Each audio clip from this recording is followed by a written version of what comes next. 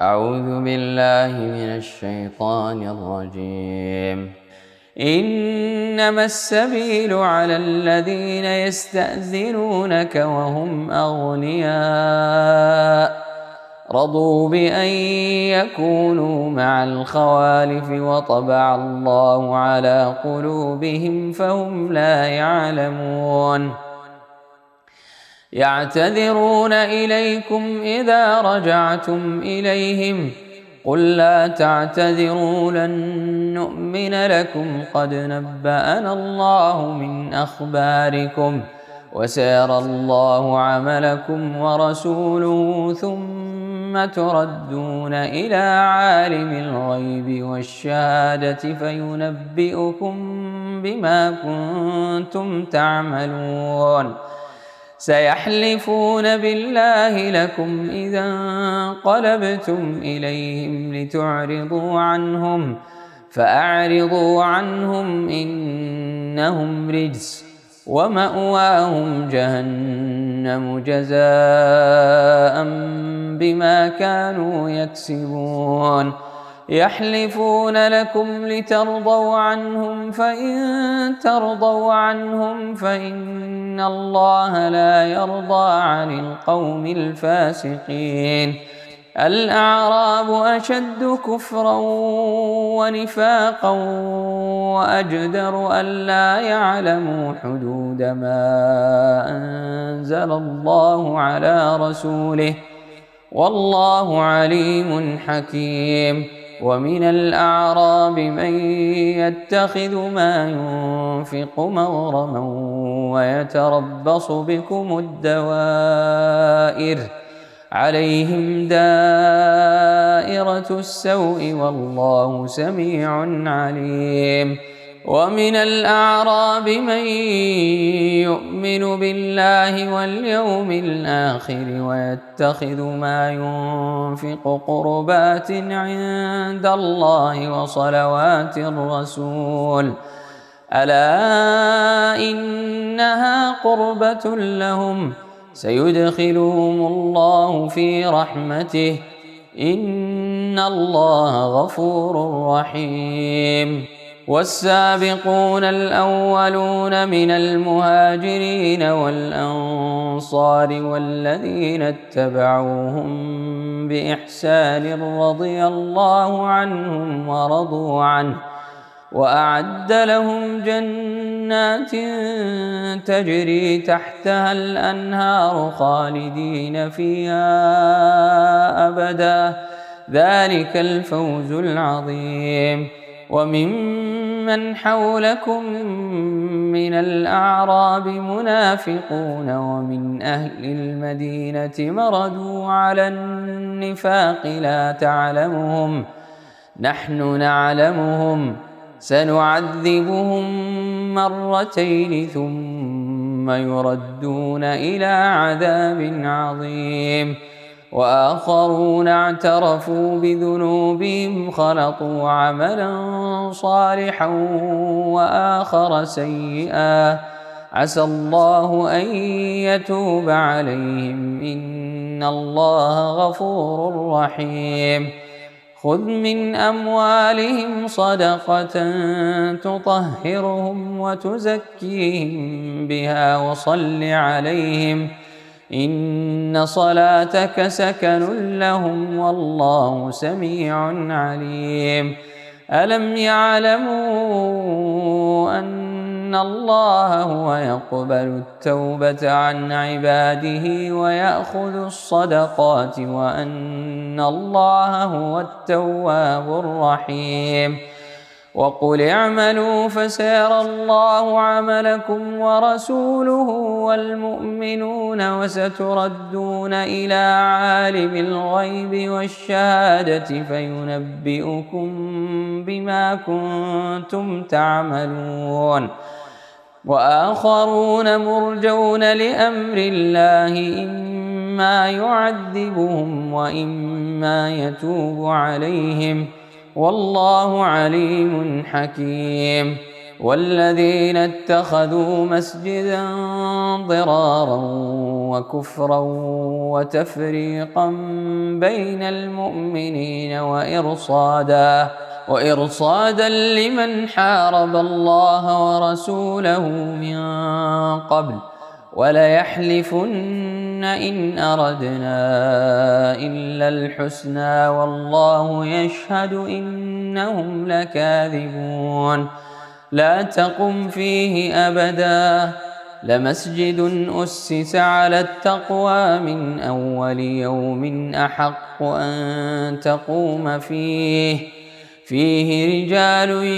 يحبون أن يتطهروا والله يحب المطهرين أفمن أسس بنيانه على تقوى من الله ورضوان خير أم من أسس بنيانه على شفا جرف نار فانهار به في نار جهنم والله لا يهدي القوم الظالمين لا يزال بنيانهم الذي بنوا ريبة في قلوبهم إلا أن تقطع قلوبهم والله عليم حكيم إن الله اشترى من المؤمنين أنفسهم وأموالهم بأن لهم الجنة يقاتلون في سبيل الله فيقتلون ويقتلون وعدا عليه حقا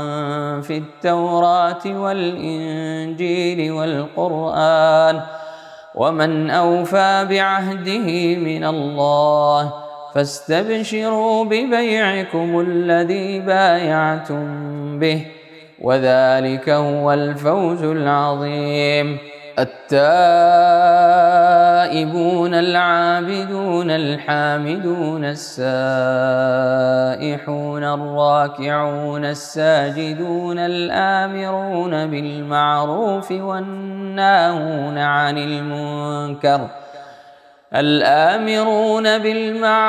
والناهون عن المنكر والحافظون لحدود الله وبشر المؤمنين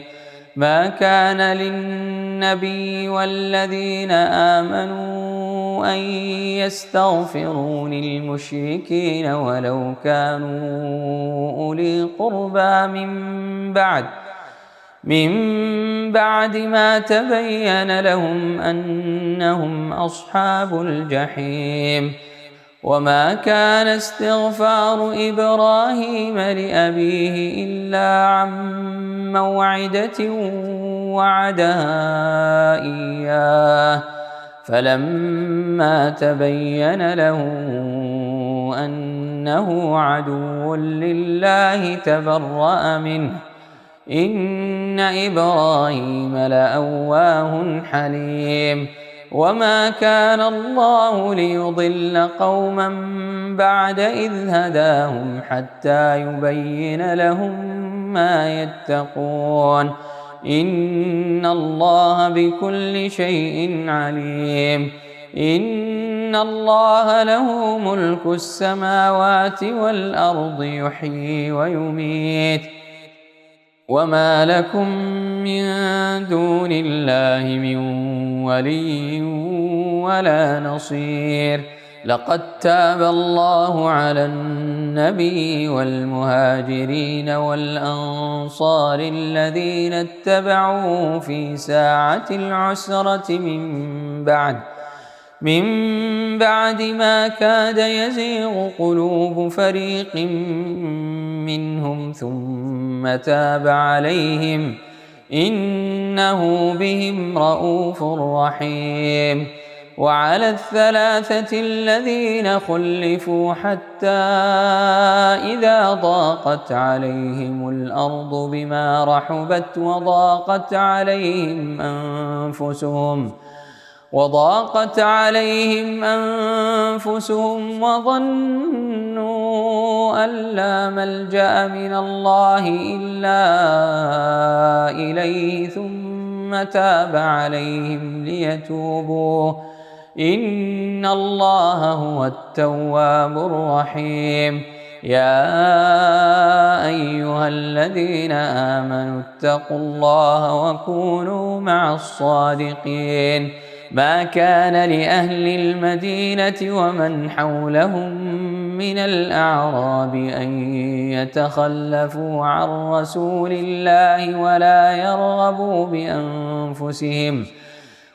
يرغبوا بأنفسهم عن نفسه، ذلك بأنهم لا يصيبهم ظمأ ولا نصب ولا مخمصة في سبيل الله ولا يطؤون موطئا يغيظ الكفار ولا ينالون من عدو نيلا إلا كتب لهم به عمل صالح، إن الله لا يضيع أجر المحسنين. ولا ينفقون نفقة صغيرة ولا كبيرة ولا يقطعون واديا إلا كتب لهم ليجزيهم الله أحسن ما كانوا يعملون. وما كان المؤمنون لينفروا كافة، فلولا نفر من كل فرقة منهم طائفة ليتفقهوا في الدين ولينذروا قومهم إذا رجعوا إليهم لعلهم يحذرون. يا أيها الذين آمنوا قاتلوا الذين يلونكم من الكفار وليجدوا فيكم غلظة واعلموا أن الله مع المتقين. وإذا ما أنزلت سورة فمنهم من يقول أيكم زادته هذه إيمانا، فأما الذين آمنوا فزادتهم إيمانا وهم يستبشرون، وأما الذين في قلوبهم مرض فزادتهم رجسا إلى رجسهم وماتوا وهم كافرون. أولا يرون أنهم يفتنون في كل عام مرة أو مرتين ثم لا يتوبون ولا هم يذكرون. وإذا ما أنزلت سورة نظر بعضهم إلى بعض هل يراكم من أحد ثم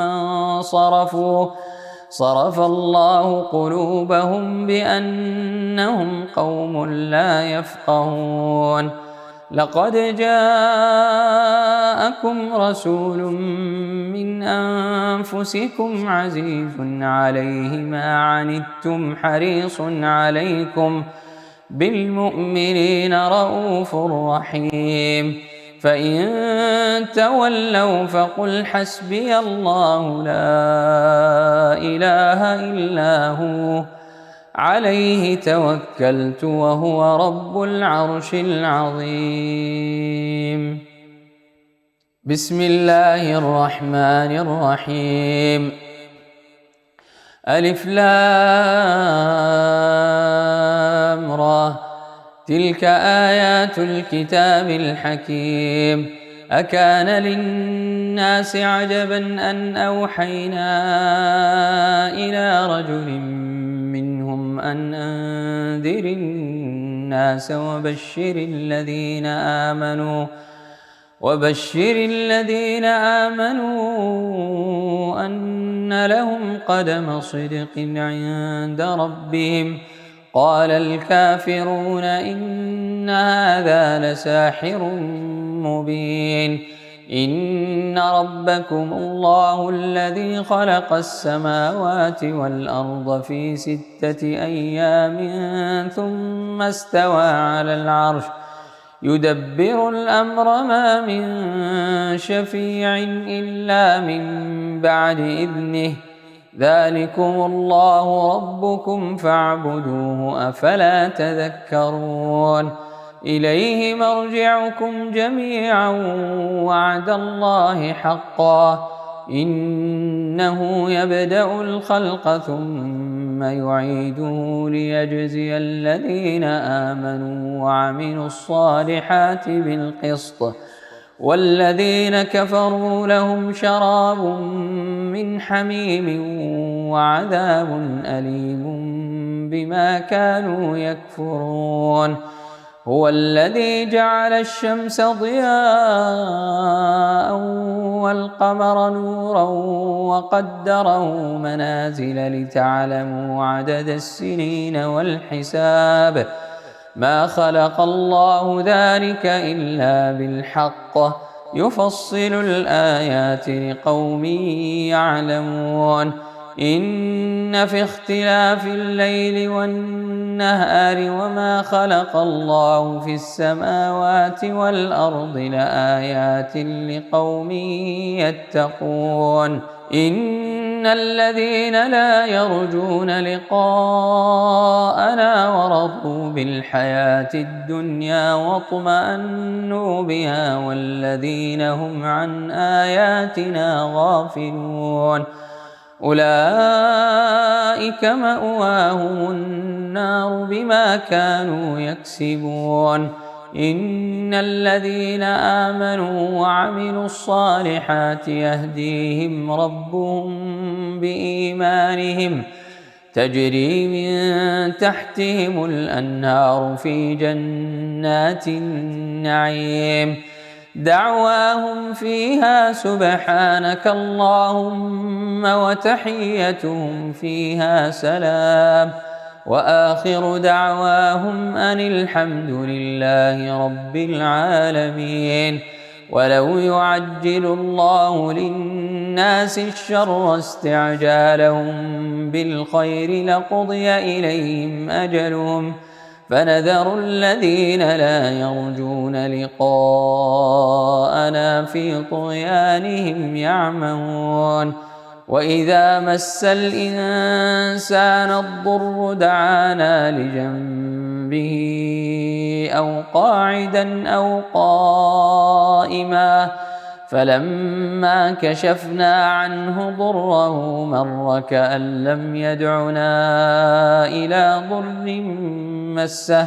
كذلك زين للمسرفين ما كانوا يعملون ولقد أهلكنا القرون من قبلكم لما ظلموا وجاءتهم رسلهم بالبينات وما كانوا ليؤمنوا كذلك نجزي القوم المجرمين ثم جعلناكم خلائف في الأرض من بعدهم لننظر كيف تعملون وإذا تتلى عليهم آياتنا بينات قال الذين لا يرجون لقاء نأت بقرآن غير هذا أو بدله قل ما يكون لي أن أبدله من تلقاء نفسي إن أتبع إلا ما يوحى إلي إني أخاف إن عصيت ربي عذاب يوم عظيم قل لو شاء الله ما تلوته عليكم ولا أدراكم به فقد لبثت فيكم عمرا من قبله أفلا تعقلون فمن أظلم ممن افترى على الله كذبا أو كذب بآياته إنه لا يفلح المجرمون ويعبدون من دون الله ما لا يضرهم ولا ينفعهم ويقولون هؤلاء شفعاؤنا عند الله قل أتنبئون الله بما لا يعلم في السماوات ولا في الأرض سبحانه وتعالى عما يشركون. وما كان الناس إلا أمة واحدة فاختلفوا، ولولا كلمة سبقت من ربك لقضي بينهم فيما فيه يختلفون. ويقولون لولا أنزل عليه آية من ربه فقل إنما الغيب لله فانتظروا إني معكم من المنتظرين. وإذا أذقنا الناس رحمة من بعد ضراء مستهم إذا لهم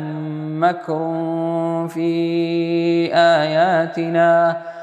قل الله أسرع مكرا إن رسلنا يكتبون ما تمكرون. هو الذي يسيركم في البر والبحر حتى إذا كنتم في الفلك وجرين بهم بريح طيبة وفرحوا بها جاءتها ريح عاصف وجاءهم الموج من كل مكان وظنوا أنهم أحيط بهم دعوا الله مخلصين له الدين لئن أنجيتنا من هذه لنكونن من الشاكرين. فلما أنجاهم إذا هم يبغون في الأرض بغير الحق يا أيها الناس إنما بغيكم على أنفسكم متاع الحياة الدنيا ثم إلينا مرجعكم فننبئكم بما كنتم تعملون. إنما مثل الحياة الدنيا كماء إن أنزلناه من السماء فاختلط به نبات الأرض مما يأكل الناس والأنعام حتى إذا أخذت الأرض زخرفها وزينت وظن أهلها أنهم قادرون عليها أتاها أمرنا ليلا أو نهارا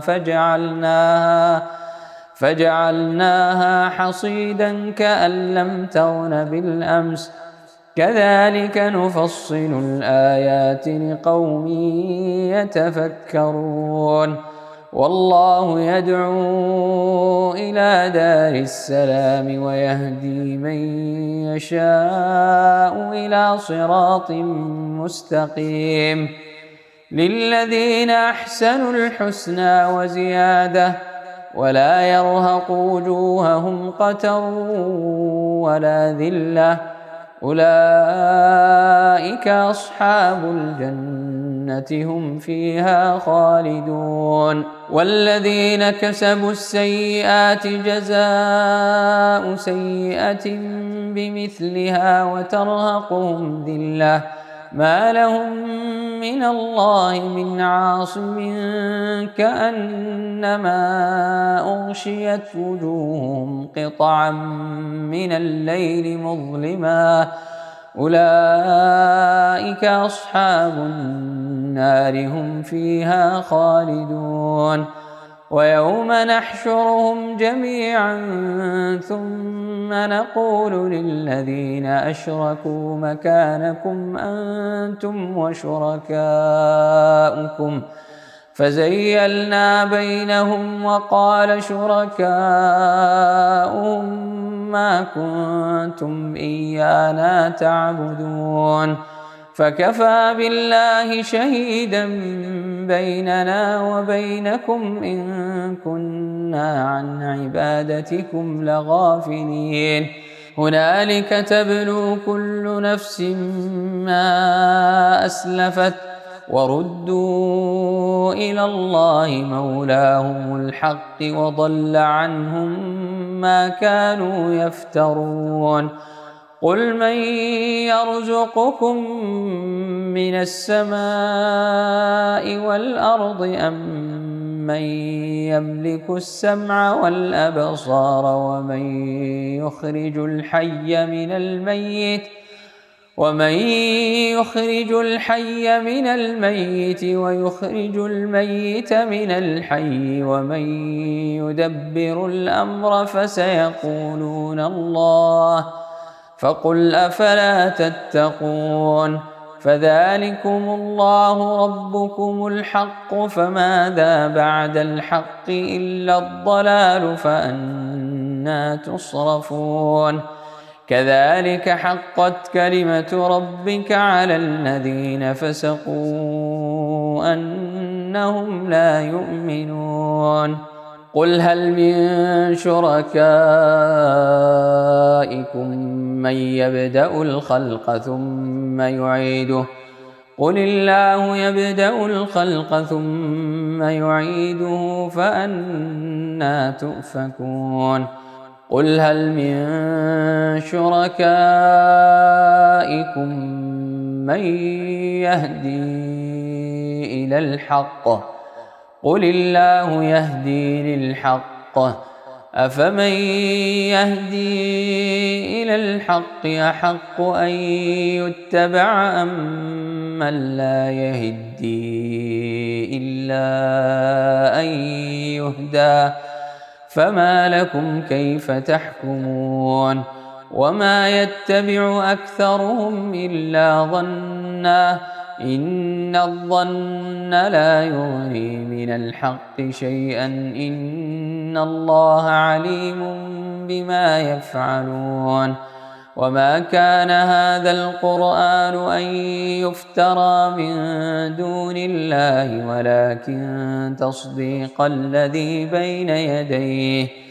ولكن تصديق الذي بين يديه وتفصيل الكتاب لا ريب فيه من رب العالمين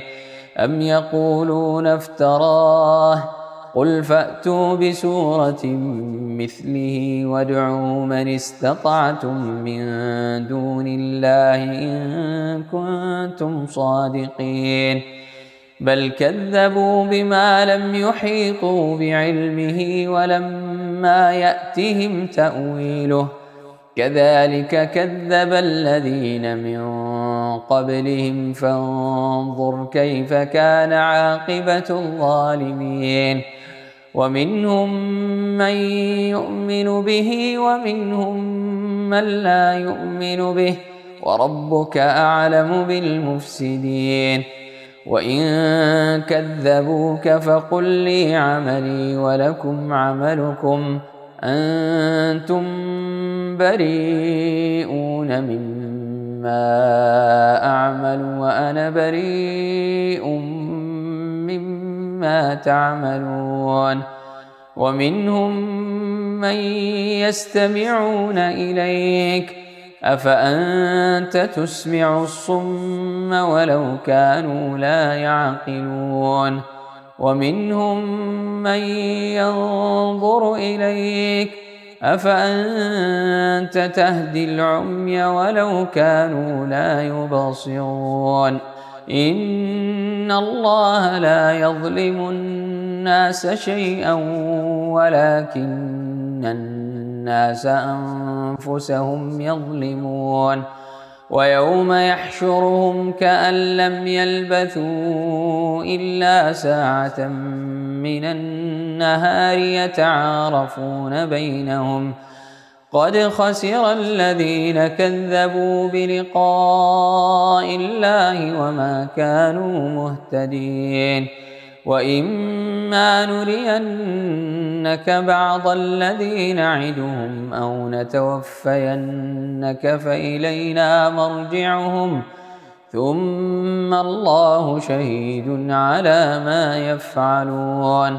ولكل أمة رسول فإذا جاء رسولهم قضي بينهم بالقسط وهم لا يظلمون ويقولون متى هذا الوعد إن كنتم صادقين قل لا أملك لنفسي ضرا ولا نفعا إلا ما شاء الله لكل أمة أجل إذا جاء أجلهم فلا يستأخرون ساعة ولا يستقدمون قل أرأيتم إن أتاكم عذابه بياتا أو نهارا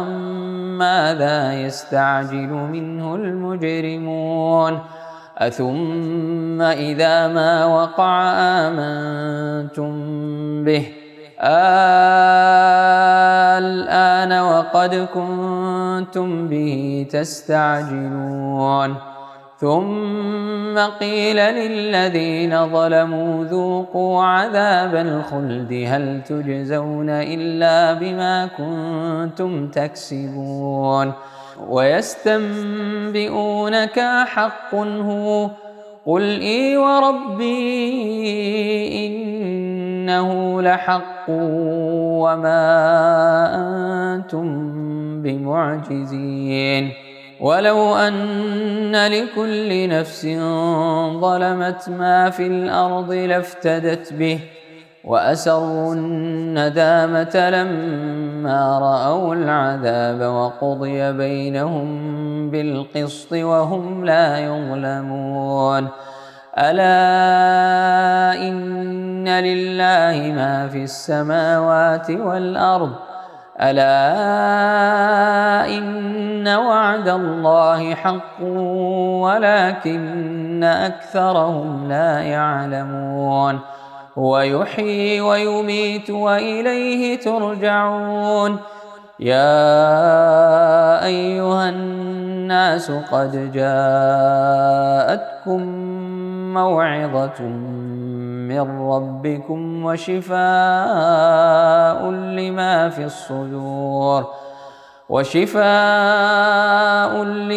الصدور وهدى ورحمة للمؤمنين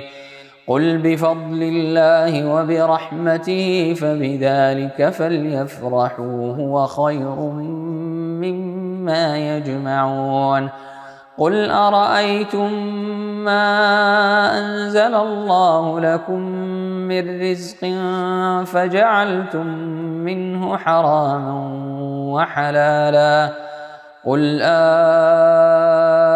الله أذن لكم أم على الله تفترون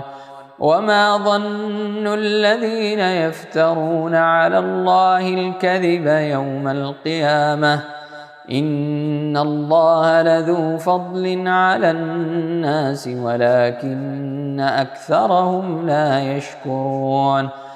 وما تكون في شأن وما تتلو منه من قرآن ولا تعملون من عمل إلا كنا عليكم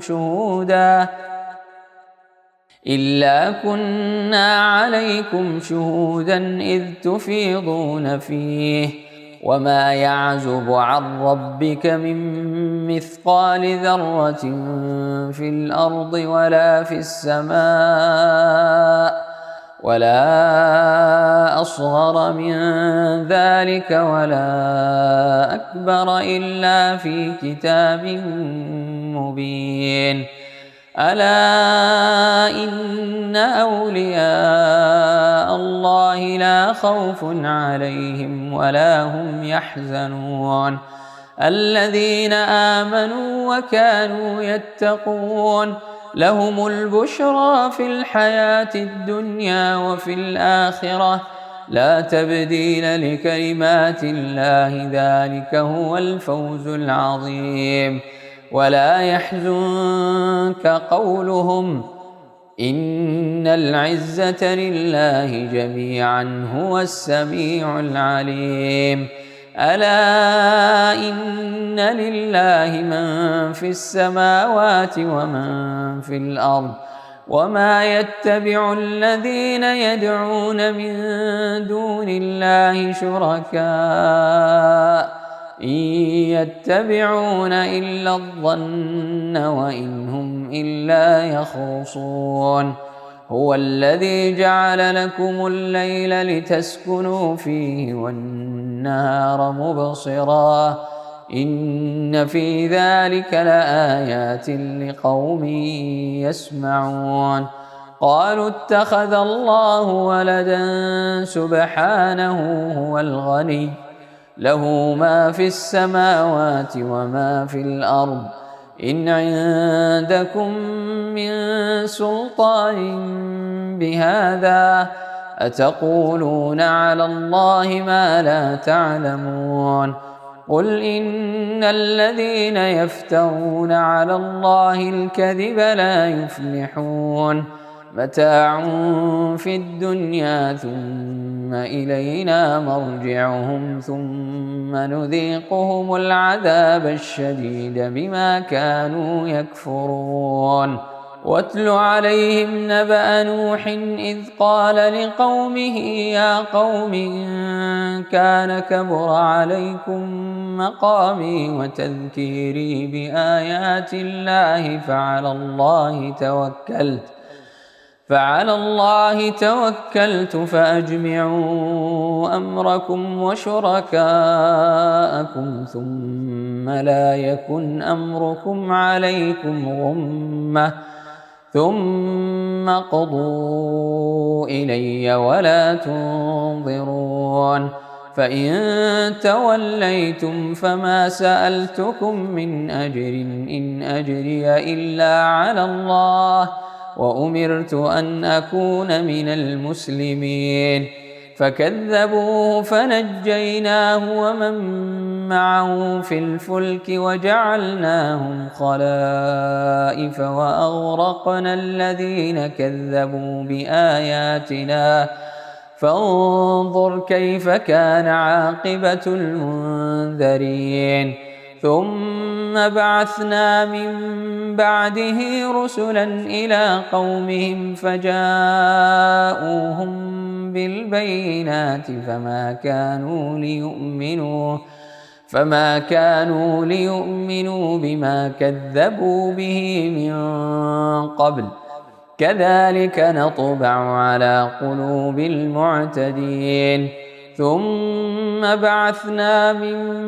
بعدهم موسى وهارون إلى فرعون وملئه بآياتنا فاستكبروا وكانوا قوما مجرمين.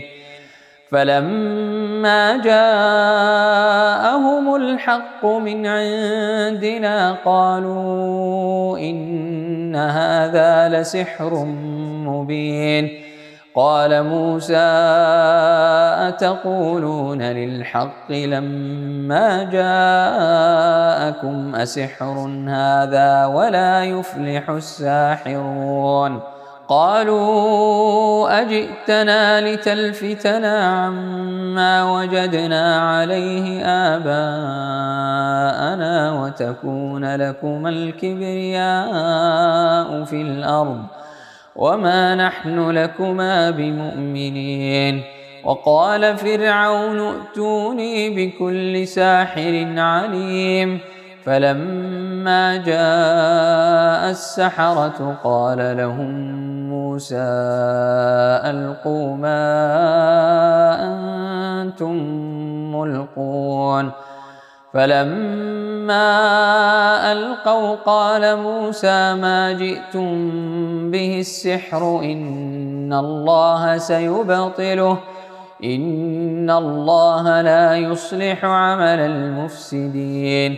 ويحق الله الحق بكلماته ولو كره المجرمون. فما آمن لموسى إلا ذرية من قومه على خوف من فرعون وملئهم أن يفتنهم وإن فرعون لعال في الأرض وإنه لمن المسرفين. وقال موسى يا قوم إن كنتم آمنتم بالله فعليه توكلوا إن كنتم مسلمين. فقالوا على الله توكلنا ربنا لا تجعلنا فتنة للقوم الظالمين ونجنا برحمتك من القوم الكافرين. وأوحينا إلى موسى وأخيه أن تبوأ لقومكما بمصر بيوتا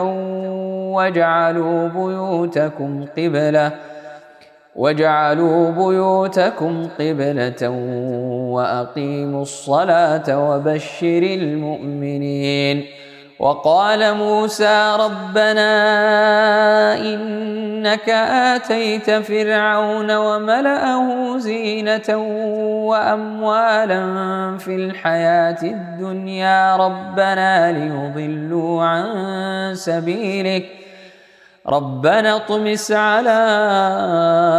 أموالهم واشدد على قلوبهم فلا يؤمنوا حتى يروا العذاب الأليم. قال قد أجيبت دعوتكما فاستقيما ولا تتبعان سبيل الذين لا يعلمون. وجاوزنا ببني إسرائيل البحر فأتبعهم فرعون وجنوده بغيا وعدوا حتى إذا أدركه الغرق قال آمنت أنه لا إله إلا الذي